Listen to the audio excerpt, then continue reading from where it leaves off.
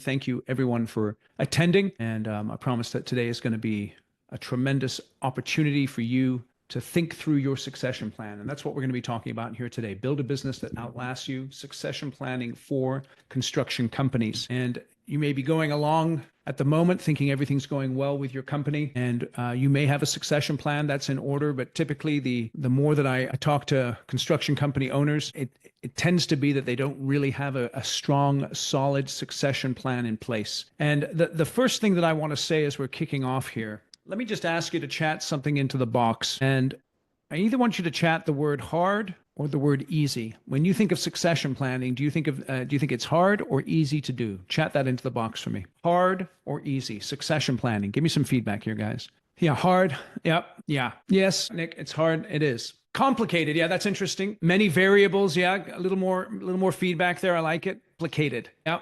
It is tremendously complicated, and because it's complicated and there are many variables involved, I think that succession planning is tremendously hard. Gus, emotional. That's really interesting. Emotional. It's also something that is tremendously emotionally for many people. And we're going to talk about that a little bit here as well. I know many of you here on the call are business owners, and a lot of your self-worth, and this is not a criticism, I know myself as a business owner, a lot of my self-worth, my identity, my wealth is tied up in my business. And so that tends to generate a lot of emotions.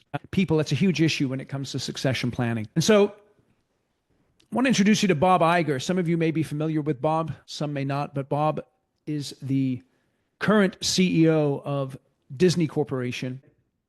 He joined Disney as CEO, became CEO in 2005, led them through a tremendous growth period of major acquisitions, technological advancements, and global expansion. And this is Bob Chapek. And Bob is, or was, Iger's hand-picked successor. 93, he started at Disney. He was the chairman of their parks and resorts. And in 2020, Iger announced him as his hand-picked successor. And I'm bringing up the Disney succession plan here today, not to throw stones at Disney, but to reinforce what everyone has already said, that succession planning is complicated, it's emotional, and it's hard.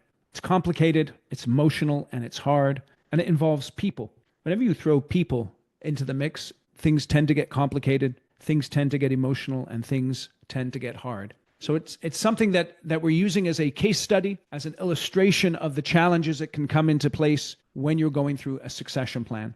And it eventually led to a split. Chapek was brought on for a couple of years, didn't last very long. 2022, Iger came back into the business. And the only thing that we can guarantee in our lives are death and taxes. And when you think about your business, you've got to think about the decision that you're going to make. And I'm speaking specifically here to the folks who own their own businesses, who run their own businesses. You have a specific decision to make, and that is either to sell it externally, shut it down, or to do some sort of internal sale. The purpose of this discussion here today is not to get into the various options in terms of selling it. We're not talking about shutting it down, and we're not going to talk about the actual mechanics of an internal sale. But really the main emphasis of what we're talking about here today is preparing your company for succession, whether it is an external sale, maximizing the value of the company to an outside buyer, or an internal sale to folks that are in your company. So the thing is, right, is that you're super busy and you don't have much time. You probably feel pretty good. And if you're in construction and you're running your company well, you're making money. And so with those things in mind, it's not like succession planning is at the top of your mind most of the time. And that's reflected in the statistic that 70 to 80% of companies don't actually have a formal succession plan in place. It's not that they haven't thought about succession.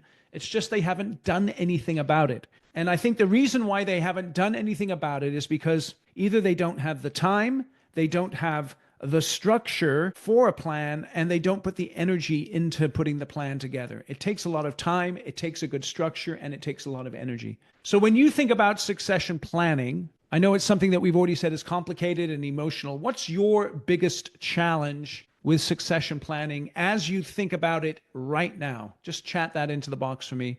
What's your biggest challenge with succession planning as you think about it today, right now? Give me some feedback here, please. What's your biggest challenge? Yeah, Samantha, how to structure it. Lorena, yeah, you don't have a plan. Yep, I understand that. Yeah, Ryan, yeah, you've never gone through it. Gus, short-term versus long-term. Yeah, I think a well-executed, a well-designed succession plan both deals with short-term and long-term issues. And I think that's one of the reasons why I always emphasize with my clients that you want to start succession planning really at the very beginning of your business. You don't want to wait until you're, 5 to 7 years before you want to get out of the business, or God forbid, 2 to 3 years. You really want to be thinking about it well in advance, because the philosophy behind good succession planning is about the development of your company in a healthy way, so that even if you never do sell the company, you will have a company that works very well and is structured very well.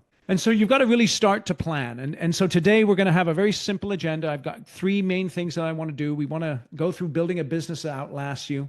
We're going to go for 60 minutes here. So the 3 things that I want to cover here today in the session is, number 1, the decision. The decision that you have to make. And I know, looking at the folks who are here, we have company owners here. And that decision that you have to make at some point is moving on or sticking around. This is the big thing that Iger really struggled with, was this decision. The second thing you have to think about is the structure of your succession plan. And as you ride off into the sunset, you want to make sure that you're setting up the next generation for success. And that has everything to do with the way that you structure your succession plan. And today we're going to dive into the mechanics of that, because it's tremendously important. And then we're going to talk about the lessons of succession planning as you get stuck between this idea of moving on or sticking around. And if you get stuck in that, there's some lessons that you're going to learn, but perhaps you might be able to learn it from other people's failures and challenges. Okay, so if you don't know me, again, you should check out my podcast. You should also check out my book. They're both called Construction Genius, and they're tremendously helpful to you to help you run your construction company more effectively. So let's dive right in. We want to talk about the decision. Now, let me ask you this. Chat into the box for me, and I'm thinking specifically of the folks here who own construction companies. I know there's many of you on the call here today. What is the emotion you feel when you think about succession planning, when you think about that decision to move on or stick around? John, fear. Yeah. Thank you for being open. Lorena, yeah, stress. Yes. Uncertainty, fear, worry. Yeah. I tell you, friends, a challenge that's a little exciting. Thank you, Ryan. Yep. Christopher, variables. Christopher Stone, oh shit. Yeah, I know what you mean. Relief, Samantha, yes. Failure, yeah. Isn't this interesting? We're so human, right? It's so interesting. We have all these different mixed emotions. It's tremendously challenging. And so it's important that we really think through this decision. And you've got to begin by looking in the mirror, right? Time passes by. As you look in the mirror, if you're going to do a successful succession plan, it has to be more than about you. It has to be about you in the sense that you're there to secure your legacy. Obviously, you want to secure wealth because you've put your blood, sweat, and tears into it. But if you're going to do a succession, either an external sale or an internal one, it's going to be about other people ultimately. So you have to really look in the mirror and sit down and begin to process those emotions. Being able to talk to someone about that, I find, is helpful in processing emotions. And as you're doing that, like I said, you put this blood, sweat, and tears into your business. And the question that you want to ask as you're doing this is, what would the outcome of a great succession plan be? See, John, I like that. Win-win. Ryan, a transition that allows the successor to be successful. See, this is excellent. Excellent. Christopher, success to the owners. Yep. Gus, maintain and grow the existing business. Successful execution. Thank you, Randy. Thank you. Business stays profitable and I can walk away. Yeah, this is great. Successful in growth. Thank you, Samantha. Yeah. Now think about this, guys. You really got to sit down and when you think about win-win, someone commented earlier on win-win. You have to define what the win is for you, in terms of the amount of money that you get from the succession, what it looks like in terms of your lifestyle, what it looks like in terms of your legacy, what you've left behind for other people. You've got to define the win for yourself, and then you have to be reasonable in defining the win for other people as well. And so whether it's leaving a legacy, taking care of your employees, I know many of the companies that I work with in succession planning, they are aware of the positive impact that their company has had on their employees, and they're motivated to make sure that that impact continues. And so they really do genuinely want to take care of their employees.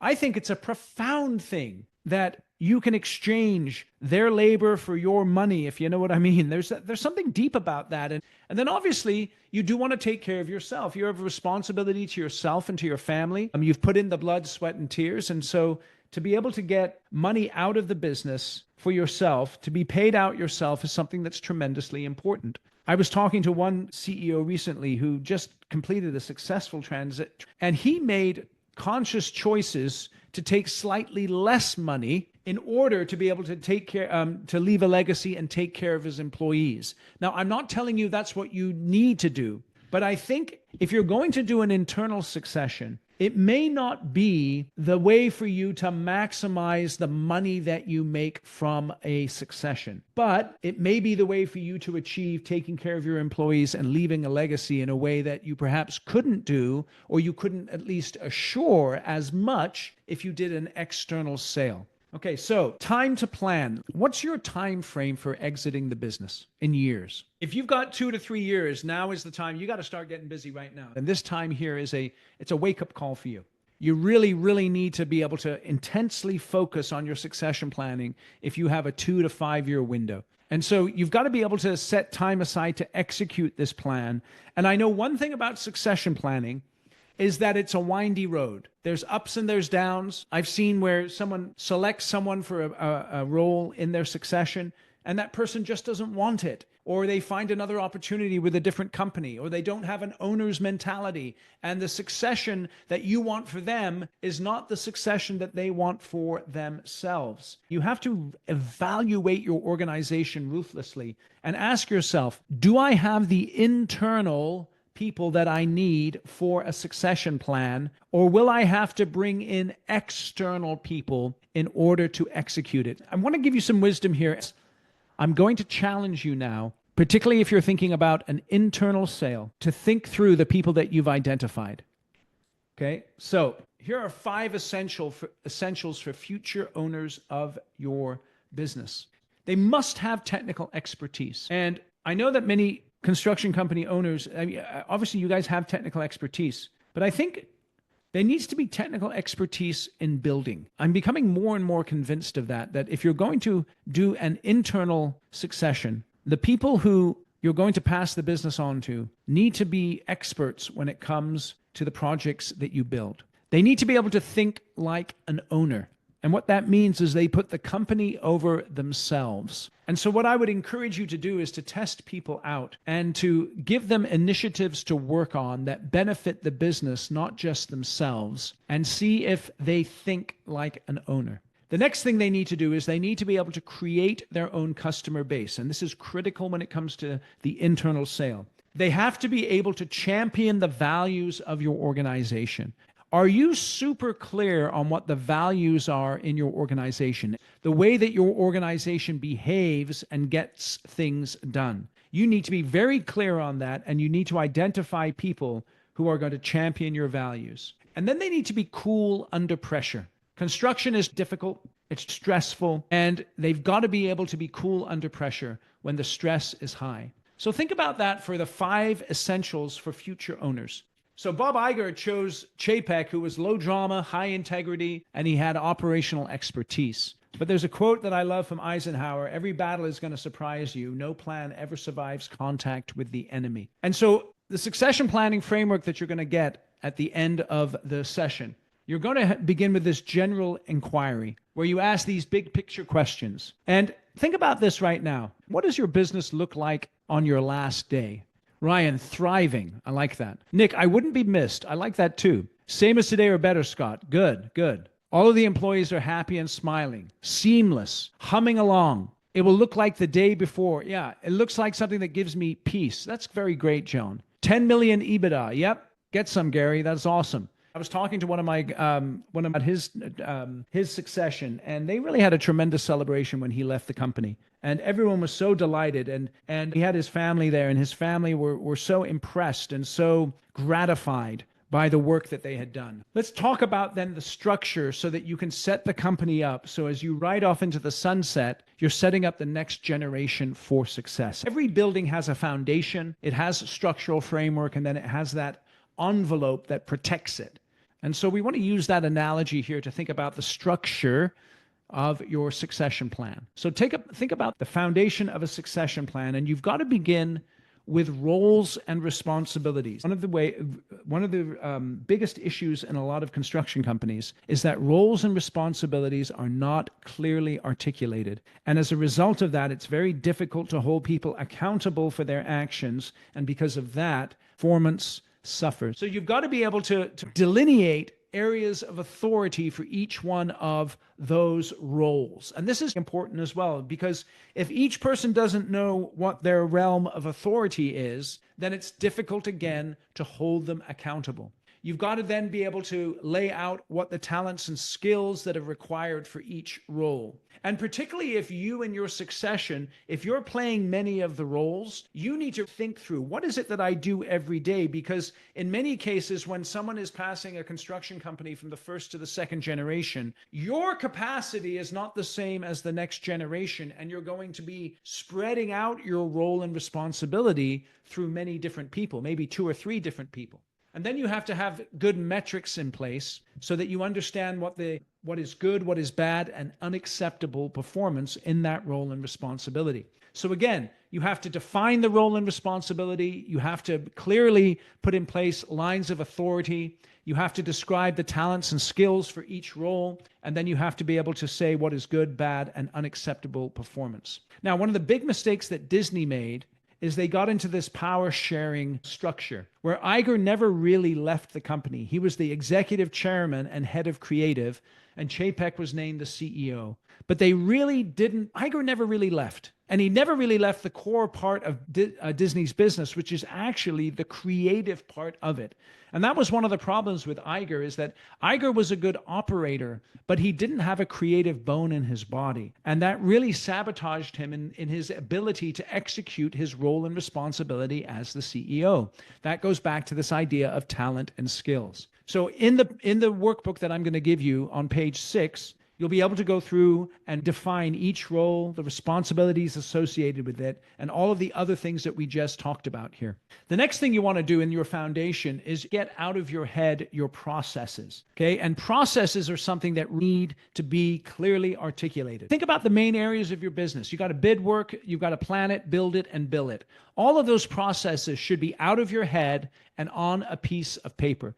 And so you have to be able to capture key knowledge. That's really important. So you think about the gurus that are in your business, those technical experts who just do what they do. And sometimes people marvel at that because they're not quite sure how they do what they do. They just know they do it well. Those are the people that you need to be able to sit down with and get out of their heads exactly what it is that they're doing. Think about the one process that you need to map out. In the booklet that I'm going to share with you, you're going to have this one page where you can name the process, write down the process owner, talk about the authority that they have, and how success of the process is defined overall. So you can go through this process mapping procedure. It's really vital when it comes to succession planning.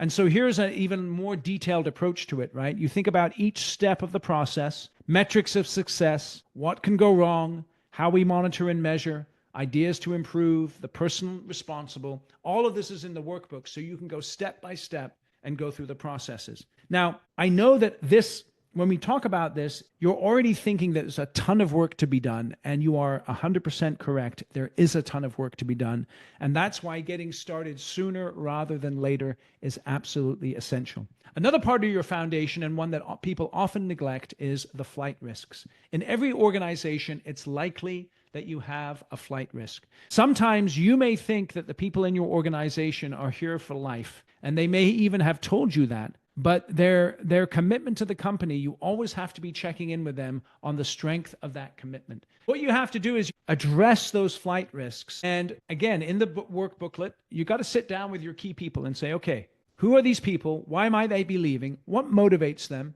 How can we keep them motivated and engaged? What are the next steps? By whom and by when? It's vital that you take the time to go through that. Okay, now let's talk about the structural framework. We've talked about the foundation. The structural framework is really your org chart. Do you have a clearly defined org chart in these vital areas here? Win, plan, build, and build the business. Do you have to be honest when you're doing succession planning and be clear about how the business actually operates? And then also think through How do we want the organization to evolve from today to 3 years to 5 years? Most of you have a 3 to 5 year window. Think about how your org chart looks today. And don't think about these boxes here in terms of people. Think of them in terms of roles. So you want to be able to go and think about what's my org chart going to look like in 3 years, in 5 years, and think about the roles that need to be filled. Think about where you're going to be positioned. Maybe if if you have 2 or more roles, maybe in 3 years it gets down to 1, and then in 5 years it gets down to 0. Succession planning, the execution of it doesn't just happen overnight. It takes time, and so you want to take your time, but you need to clearly articulate what that org chart looks like. And then you want to go through performance management. Okay. So when you're doing performance management, you have to be able to identify people's aspirations, their current performance, and their potential for growth. And so how do you make sure employees get experiences they need to learn and progress into the next role? How do you give your employees access to build relationships with more senior leaders and be mentored by them? This is absolutely essential. And so we have a page in the booklet on performance management, where you write the person's name down, their aspirations, their current performance level, their potential for growth, what they look like versus their peers, and your plan to best manage or lead them. And then you have to think about hiring. Many of you need to bring people in from the outside in the next 3 to 5 years to execute your succession plan. So you've got to be able to find those folks. You've got to be able to attract them. You've got to be able to filter them out. It's vital that you're able to do that. And so there's going to be a page in the book on recruitment. How do we find great people? What's our recruiting process? Do we have an ad for the role that sets our recruiting apart? How can we become a magnet for the best talent by being a top place to work? Now let's talk about the envelope that's going to protect you and protect your succession plan moving forward. Because between where you start your business to where you finish, there's going to be a ton of problems, and it's vital that you're able to navigate that in order to protect that succession plan by communicating and agreeing to decisions. So you've got to communicate in order to get to the decision. You've got to make the decision, and then you need to communicate the decision out to people. And the problem with Disney is when they were going through the succession, they got hit with the COVID-19. Some of you may have heard of the political issues they got into in Florida. They have internal dynamics that were really affecting the business. And so they had a bunch of crises. And in the midst of that, they had conflict. And that's one thing I want to say is you're going through succession planning and execution. It is going to create conflict in your organization. And the problem in Disney is they have a culture of Disney nice. And what Disney nice means is that they don't talk about issues in a way that they should. They shy away from healthy conflict. That's what the Disney nice culture is all about. You have to be willing to get into healthy conflict as you're going through succession planning, because succession planning will test your business. It will test you as the owner. It will test the people that you're passing the business on to. It will test their commitment, their willingness to go through challenges and difficulties together. And so you have to get into healthy conflict where you can identify issues, and you need to be specific when you're identifying those issues. You should avoid, when you're talking to people, saying things like, you always do this or you never do that. Be specific about the feedback that you're giving them. When you're getting into healthy conflict, communicate to people how you feel about a situation. Whether you're happy or angry or surprised or sad, you've got to be able to communicate emotions.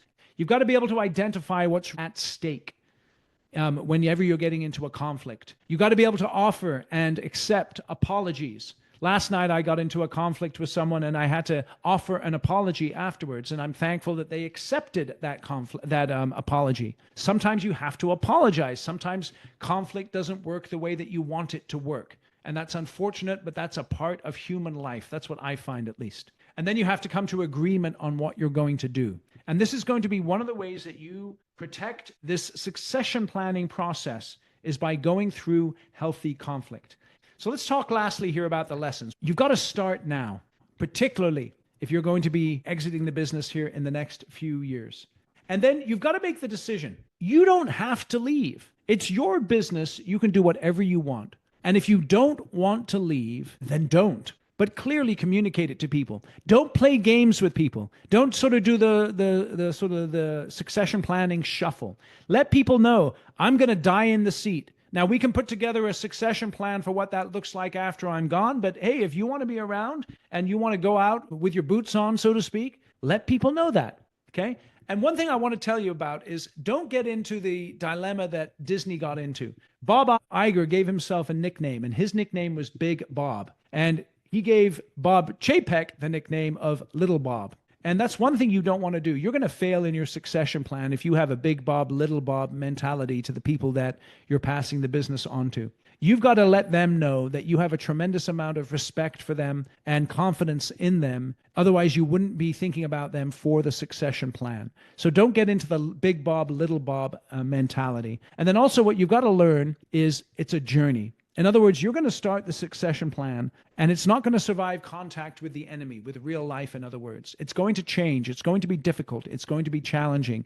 And you have to embrace that aspect of it and not allow that to discourage you from doing your best to plan and execute your succession. So here's where you start. You start with that first page of the booklet that you're going to get here in a little bit. And you ask yourself, what does succession planning mean to you? What would a great outcome of a succession plan be? What's the timing for the creating the plan and executing the plan? What's driving the need for the plan?